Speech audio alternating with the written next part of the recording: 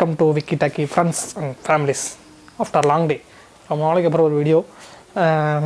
என்ன சொல்கிறது, ஏன் இவ்வளோ நாள் வீடியோ வரல அப்படின்னா அதுக்கு நான் தான் காரணம், வேறு யாருமே காரணம் கிடையாது. அதுக்கு நான் தான் காரணம். மக்களே, நண்பர்களே, ஓபி அதிகமாகிடுச்சு நண்பர்களே அப்படின்ற மாதிரி ரொம்ப ஓபி அடிக்க ஆரம்பிச்சிட்டேன். அதாவது சரி நாளைக்கு பார்த்துக்கலாம் ரொம்ப அசால்ட்டாக இருந்துட்டேன். இதெல்லாம் யாரா அவன்கிட்ட கேட்டால் கண்டென்ட்டுக்குள்ளே வாடா. அதனால் என்ன பண்ணுறது எனக்கே தெரியல ஃப்ரெண்ட்ஸ். நான் என்ன பண்ணுறேன் அப்படின்றது எனக்கே தெரியல. ஒரு கான்சியஸாகவே இருக்க மாட்டேன். ஒரு ஃப்ளோ செட் ஆகும் நானும் பார்த்துட்ருக்கேன். இந்த ஃப்ளோவே செட் ஆக மாட்டேங்குது. ஓகே போவோம். ஓகே ஃப்ரெண்ட்ஸ், வீடியோ கண்டென்ட்டுக்குள்ளே போயிடுவோம். இனிமேல் இதுதான் பேக்ரவுண்டு. ஏன் அப்படின்னா அந்த பிளாக் ஸ்க்ரீன் வச்சு எடுக்கலாம், நல்லா தான் இருந்துச்சு. ஆனால் அந்த பிளாக் ஸ்க்ரீன் செட் பண்ணுறதுக்கே ஒரு அரை மணி நேரம் ஆகும். அதுக்கு நான் ஒரு வீடியோவே எடுத்துகிட்டு போயிடுவேன். நான் வீடியோ எடுக்கிறதுக்கு முதல் காரணம் அந்த பிளாக் ஸ்க்ரீன் தான். ஏன் அப்படின்னா அதை பிடிச்சி இழுத்து டேப்பர் ஆக்கி அதை ஸ்டிஃப் ஆக்கி இங்கிட்ட ஒரு லைட் அங்கிட்ட ஒரு லைட்டு முன்னாடி ஒரு லைட்டு செட் பண்ணி எனக்கு தேவையே கிடையாது. எதுக்கு அந்த ஒரு மணி நேரம் தேவையில்லாமல்? அதனால் சும்மா அது சிம்பிளாக போங்கடா, இருக்க 88 சப்ஸ்கிரைபர் இது போதும். இனிமேல் தான் பேக்ரவுண்டுக்கு வந்து ஸ்டிக்கரிங்லாம் பண்ணணும். இங்கிட்ட வந்து பிரேக்கிங் பேட் ஒட்ட போகிறேன், இங்கிட்ட வந்து மக்கள் செல்வனை ஒட்ட போகிறேன். ஒட்டி இதுதான் பேக்ரவுண்டு, சிம்பிள், அவ்வளோதான். ஓகே, வீடியோ கண்டென்ட்டுக்குள்ளே போயிடுவோம். இன்றைக்கான கண்டென்ட் என்ன அப்படின்னு பார்த்தீங்கன்னா, தி 5 ஹேட்ஸ். எனக்கு பிடிக்காத ஒரு 5 ஹேட்ஸ், எனக்கு பிடிக்காத ஒரு 5 ஹேட்ஸை பற்றி இந்த வீடியோவில் பேச போகிறேன். அதாவது இது ஒரு வன்ம வீடியோ, முழுக்க ஒரு வன்ம வீடியோ. வன்மங்களை கற்க போகிறேன். வன்மங்கள் நிறைந்த உலகில் வன்மம் நிறைந்த வீடியோ போடுவதில் தவறில்லை. அதனால் இந்த வீடியோ போடுறதுல எனக்கு வந்து எந்த ஒரு ஆட்சேபனையும் இல்லை. சரிடா, இந்த 5 ஹேட்ஸை ஏன்டா இங்கே சொல்லிக்கிட்டு இருக்க, எதுக்குடா, இது ஒரு கண்டென்ட்டாடா அப்படின்னு கேட்காதீங்க. இந்த 5 ஹேட்ஸை பார்த்து நீங்கள் வந்து அவேர் ஆகிக்கலாம். இது வந்து ஒரு அவேர்னஸ் வீடியோ. நான் இந்த 5 ஹேட்ஸை சொல்லுவேன்னா நீங்கள் அந்த 5 ஹேட்ஸ்லாம் பார்த்து இனிமேல் அப்படி பண்ணாமல் இருப்பீங்களாம். அதுதான் இன்றைக்கான வீடியோ, தி 5 ஹேட்ஸ். இந்த கண்டென்ட் ஏற்கனவே ஜேகே தமிழ், யூடியூப் சத்யா எல்லாமே அடிச்சு துவச்சிருந்தாலும் நானும் போடுவேன். ஏன் அப்படின்னா எனக்கு வேறு கண்டென்ட் இல்லை. சேனலே அவங்க சேனல் தான் காப்பி அடிச்சிருக்குது, இதில் கண்டென்ட்டை காப்பி அடித்தா மட்டும் என்ன? ஓகே ஃப்ரெண்ட்ஸ், கண்டென்ட்டுக்குள்ளே போயிடுவோம்.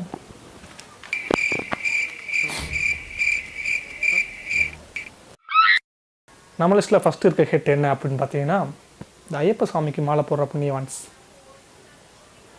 அதாவது கார்த்திகை 1 அன்னைக்கு வந்து ஐயப்ப சாமிக்கு வந்து மாலை போடுவாங்க. சாமிங்க எல்லாமே ஐயப்ப சாமிக்கு வந்து இந்த சாமிங்க எல்லாமே மாலை போடுவாங்க. சாமிங்க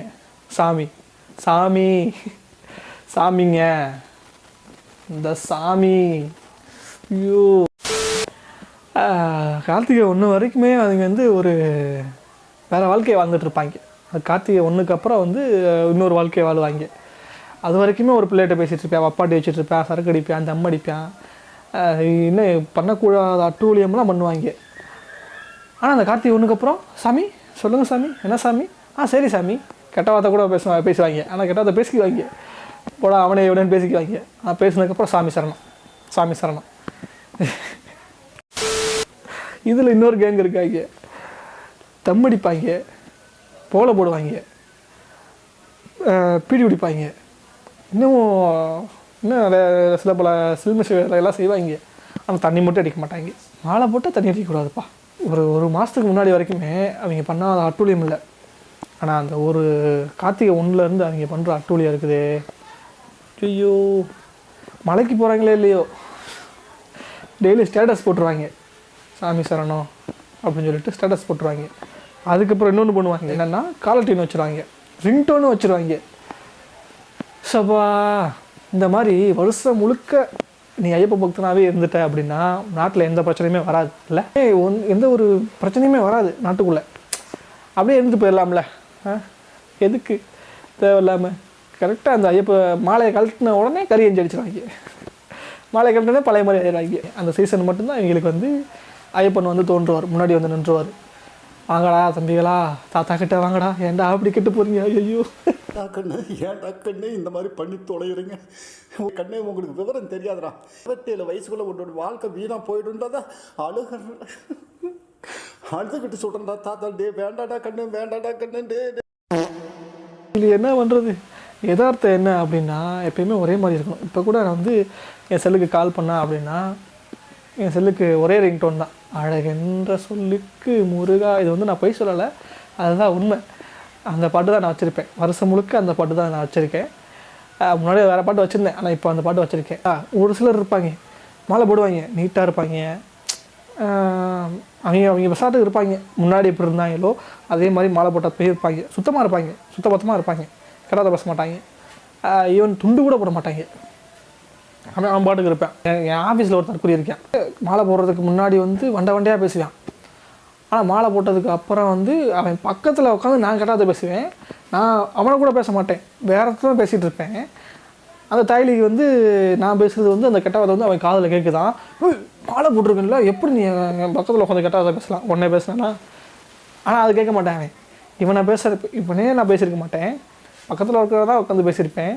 ஆனால் அது வந்து அவனுக்கு வந்து மாலை போட்டிருக்கனால அவனுக்கு ஒரு மாதிரி ஆகுதான், அன்கம்ஃபர்டபுளாக ஃபீல் ஆகுதான். அதுவே இந்த தாயில் இப்போ மாலையை கழட்டிட்டான், மலைக்கு போயிட்டு வந்து மாலையை கழட்டிட்டான். ஆனால் இப்போ வந்து வண்டியாக பேசிகிட்டு இருக்கேன். ஆனால் ஒரு சிலர் வந்து நார்மலாக இருப்பாங்க, எப்போயுமே மாலை போட்டாலும் சரி மாலை போடாட்டையும் சரி, முன்னாடி எப்படி இருந்தாங்களோ அதே மாதிரி மாலை போட்டப்பையும் இருப்பாங்க, நார்மலாக இருப்பாங்க. ஒரு டிவைன் அவங்களுக்குள்ள ஒரு டிவைனாக ஃபீல் பண்ணிக்குவாங்க. கெட்டதை பேசிக்க மாட்டாங்க, பட் இருந்தாலும் எப்பயும் போல் இருப்பாங்க. அவங்க வந்து ஒரு நார்மல் பர்சன். நான் எல்லாத்தையும் சொல்லலை, இந்த மாதிரி ஒரு நார்மலாக இருக்கலாம்ல, தப்பு இல்லைல்ல. ஓகே ஃப்ரெண்ட்ஸ், ஹேட் நம்பர் 2 என்ன அப்படின்னு பார்த்தீங்கன்னா, ரேண்டம் டோலிஸ், மாமா மச்சான் பேசிக்கிறது. மச்சான், மாமா என்ன மாமா நல்லா இருக்கியா, மச்சான் என்ன மச்சான் அப்படின்னு சொல்லிட்டு பிள்ளைய கிறுக்கு முண்டையை பேசுவாளுங்க. அந்த முண்டையிலலாம் பார்த்தாலே அப்படி எரியாத இடம்லாம் அப்படியே பற்றிக்கிட்டு வரும். ஏன்னு தெரில, அதாவது இப்போ வந்து பையன் வந்து மாமா மச்சான் பேசலாம், ஆனால் வந்து ஒரு பொண்ணு வந்து மாமா மச்சான் பேசக்கூடாதா, இதில் என்ன அவன் நியாயம் அப்படின்ற மாதிரி எனக்கே ஒரு உள்ளுணர்வு இருக்குது. ஆனால் இருந்தாலும் அந்த ஆம்பளைன்னு சொன்ன ஆம்பளை மாமா ஆண் நெடில் பெண் அப்படி கிடையாது. பசங்க வந்து மாமா மச்சான் பேசிக்கிறது வந்து அது வந்து ஒரு வேறு, அதையும் நாங்களும் பண்ணுறோம், நாங்களும் வந்து ஒரு கேஷுவலாக வந்து ஒரு நார்மலைஸ் பண்ணுறோம் அதை அப்படின்னு சொல்லிட்டு பொண்ணுங்க வந்து அதை பேசும்போது எப்படி இருக்குது அப்படின்னா அப்படியே பற்றிக்கிட்டு எரியுது. நான் காலேஜ் படிக்கும்போது ஒரு 4-5 தற்கொலை இருக்குங்க. அந்த 4-5 தற்கொலை வந்து இப்படி தான் மாமா மச்சான். அவளை பார்த்தாலே எனக்கு காண்டாகும், நார்மலாக அவளை பார்த்தாலே எனக்கு காண்டாகும், அது வேறு. ஆனால் அவளுக்கு இந்த மாமா மச்சான் பேசும்போது எனக்கு வந்து அப்படியே சொச்சோ அந்த இடத்துல அவளை வெட்டி கொண்டு போலாம்போல இருக்கும். ரீசெண்டாக கூட நான் இதை பார்த்தேன், எங்கே அப்படின்னா ஒரு ஹாஸ்பிட்டலுக்கு வந்து போயிருந்தேன். அப்போ வந்து நர்ஸு பிள்ளைய, மச்சான் எங்கே மச்சான் போகிறேன், மச்சான் சாப்பிட போகிறேன் மச்சான், ஹோம்லாண்ட் அப்படி பார்ப்பார்ல, அது எதுக்கு தேவையில்லை, அது தேவையில்லைன்னு நினைக்கிறேன். நான் வந்து நீங்கள் ஒரு நார்மல் கான்வோவாக இருந்துச்சு அப்படின்னா நான் இவ்வளோ தூரம் ஒரு அஃபண்ட் ஆக மாட்டேன். அது வந்து ஒரு நார்மல் கான்வோ இல்லை. அதனால் பொண்ணுங்க மாமா மச்சான் பேசாதீங்க, பேசும்போது பற்றிக்கிட்டு வருது. ஹேட் நம்பர் 3 என்ன அப்படின்னு பார்த்தீங்கன்னா, பர்த்டே ஸ்டேட்டஸ் போடுற டைல்ஸ். அதாவது அவன் வந்து பர்த்டே அன்னைக்கு வந்து ஃபஸ்ட்டு ஒரு ஸ்டேட்டஸ் போடுவேன், தேங்க்யூ மாமா, தேங்க்யூ மச்சான், தேங்க்யூ அம்மா அப்பா ஏதோ ஒன்று போடுவேன். ஃபஸ்ட்டு அந்த ஸ்டேட்டஸ் போடுவேன். ஸ்டேட்டஸ் போட்டுட்டு விட்டுருவேன். அதை பார்த்து ஒரு 4 கமெண்ட், இன்றைக்கி உனக்கு பர்த்டே வாடா, ஹாப்பி பர்த்டேடா, many more happy returns of the day, ஏதாச்சும் ஒன்று சொல்லுவாங்க. சரி ஓகே, ஒரு நார்மல் அதாவது ஒரு நீ மெச்சூர்டு, நீ வந்து ஒரு நார்மல் நார்மலான ஒரு ஆள் அப்படின்னு சொல்லிட்டு இருந்த அப்படின்னா அதை நீ ஸ்டேட்டஸாக எடுத்து போட மாட்டேன். இல்லை நீ கொஞ்சம் தற்குறியாக இருக்க அப்படின்னா அதை அந்த ரிப்ளைவை ஸ்க்ரீன்ஷாட் எடுத்து தேங்க்யூ டிக்யூ அண்ணா, டிக்யூ தேங்க்யூன்னு கூட பண்ண மாட்டாங்க, டிக்யூ அப்படின்னு போட்டுவாங்க. அப்படின்னு போட்டிங்கன்னா நீ தான் தற்குறி. இவங்கள கூட ஏதோ ஒரு வழியில் சேர்த்துடலாம். இன்னொருத்தர் இருப்பாங்க, ஸ்டேட்டஸ் வச்சுருவாங்க. ஸ்டேட்டஸ் வச்சுட்டு ஒவ்வொருத்தங்களாக போய் ரிப்ளை பண்ணுவாங்க, என் ஸ்டேட்டஸ் போய் பாரு அப்படின்னு சொல்லிட்டு ஸ்டேட்டஸ் பார்க்க வச்சு ரிப்ளை வாங்கி விஷ் வாங்கி அதை ஸ்க்ரீன்ஷாட் எடுத்து போடுவாங்க. இன்னொரு தாயலி, என் கூட படித்த இன்னொரு தாயலி இருக்கா, பொண்ணுங்க விஷ் பண்ணால் வந்து அவங்களுக்கு ஒரு கெத்து. ஒரு தாயலி என்ன பண்ணிட்டான், பொண்ணுங்க விஷ் பண்ணுறாங்க அப்படின்னு சொல்லிட்டு இந்த ஸ்டேட்டஸில் வந்து எழுதி வைப்போம் தெரியுமா, நம்மளாம் எழுதுவோம்ல, அதில் வந்து எழுதுறதுல போயிட்டு இவனா எழுதிட்டு ஹாப்பி பர்த்டேடா பாரதி ஸ்டே ஸ்ரீ பாரதின்னு பேர சொல்லிட்டேனே.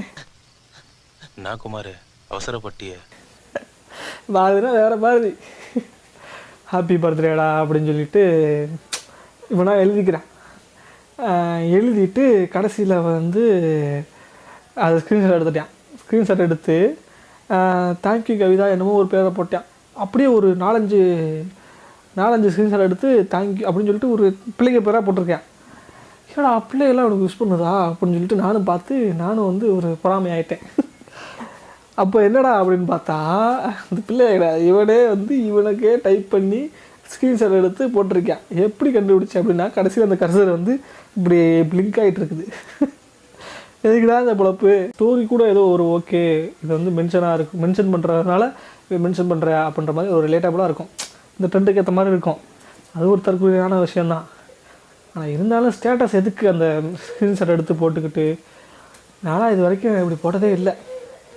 ஏன் அப்படின்னா எனக்கு அவ்வளோதான் விஷ் வராது. எனக்கு விஷ் பண்ணுறதே கிட்டத்தட்ட ஒரு 4 பேர் தான் விஷ் பண்ணுவாங்க. மிஞ்சி போனால் ஒரு 2 பேர் 3 பேர் தான் விஷ் பண்ணுவாங்க. அவ்வளோதான் எனக்கு வர்ற விஷஸே அவ்வளோதான். நான் எனக்கு வந்து அதிகபட்சமாக விஷஸ் வந்தாலுமே நான் வந்து அந்த ஸ்க்ரீன்ஷாட் எடுத்து போட மாட்டேன். ஏன் அப்படின்னா அது வந்து ஒரு குட் திங் கிடையாது. ஸோ அதை வந்து அந்த மாதிரி ஸ்டேட்டஸை ஸ்க்ரீன்ஷாட் எடுத்து போடாதீங்க. ஸ்டேட் நம்பர் 4 என்ன அப்படின்னு பார்த்தீங்கன்னா ஈசாக்கு போயிடுவாங்க. இது வந்து பர்சனலாக நான் பாதிக்கப்பட்டேன், அதனால் அதை சொல்கிறேன். பர்சனலாக பாதிக்கப்படலை, பர்சனலாக எனக்கு வந்து கொஞ்சம் கடுப்பாச்சு இதை பார்க்க. ஒவ்வொருத்தன் டிபியும் பார்க்கும்போது எனக்கு வந்து இப்படி இரிட்டேட்டிங் ஆச்சு. எதுக்குடா இப்படி பண்ணுறீங்க, என்னடா நீங்கள்லாம், யார்ரா நீங்கள்லாம் அப்படின்ற மாதிரி எனக்கு அப்படியே அதை பார்க்க இரிட்டேட்டிங் ஆச்சு. என்ன அப்படின்னா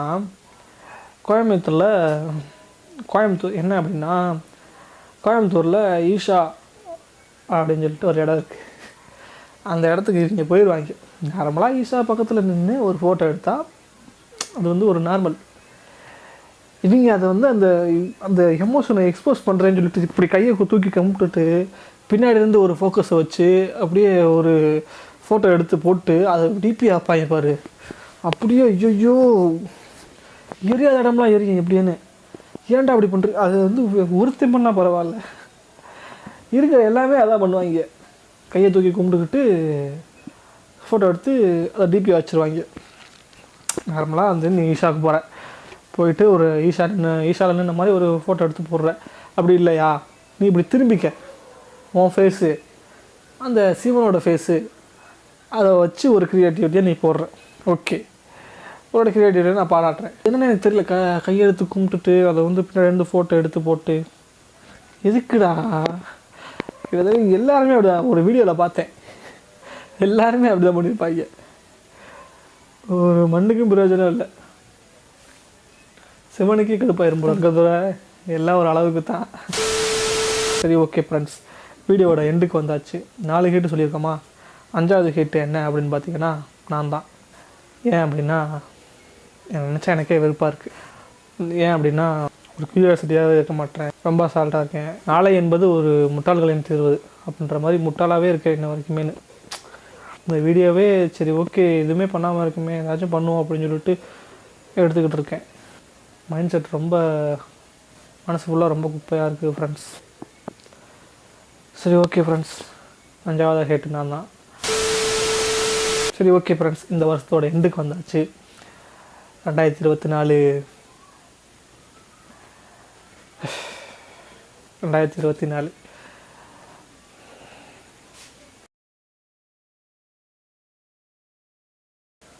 எனக்கு பர்சனலாக இந்த இயரை ரீவைண்ட் பண்ணி பார்க்குறதுக்கு என்னால் முடியாது.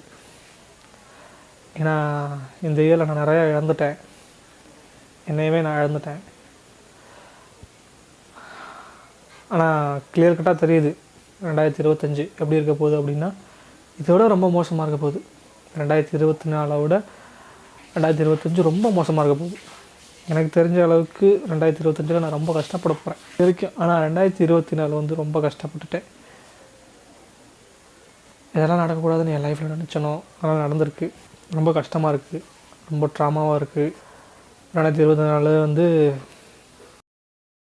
ஓகே ஃப்ரெண்ட்ஸ், ரெசல்யூஷன் ஏதாச்சும் இருக்குது அப்படின்னா, எனக்கு கிடையாது ரெசல்யூஷன்லாம்.